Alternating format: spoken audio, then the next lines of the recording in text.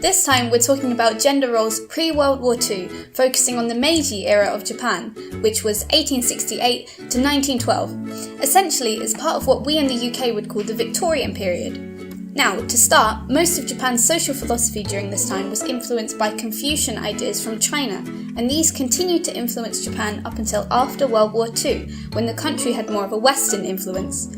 Men and women shared the same beliefs under this Confucian idea: loyalty and courage. Men had to be loyal to their lords, and women had to be loyal to their families. Interestingly, women controlled their household budgets, which allowed men to serve their lord without having to look after the finances of the house. These ideologies continued from the feudal era all the way to the Second World War.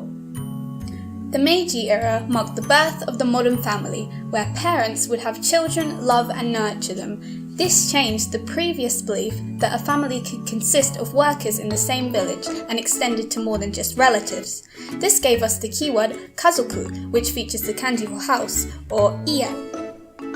It's also interesting to note that in this period, polygamy was still legal in Japan, where one man would have many wives and the children thereof would be considered one big family, and this would not change until Japan was defeated in World War II. It was also in the Meiji period when the Meiji Civil Code was introduced.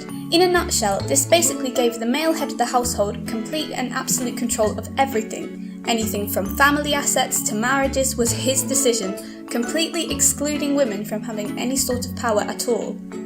There is one phrase that sums up a woman's role in this era, and that is ryōsai kenbo, which literally means good wife, wise mother.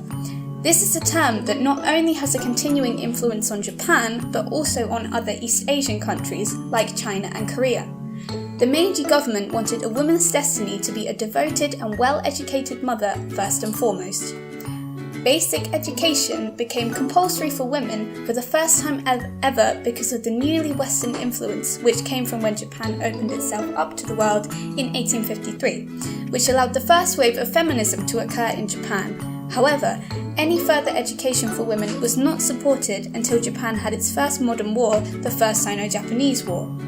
During wartime, the ideology of ryōsai kenbo was encouraged to help the war effort, and when it was over, this helped women win the bid for further education. Eventually, the idea of educated women began to ring popular in Japanese society, as they believed it would bring the nation prosperity and liken it to Western nations.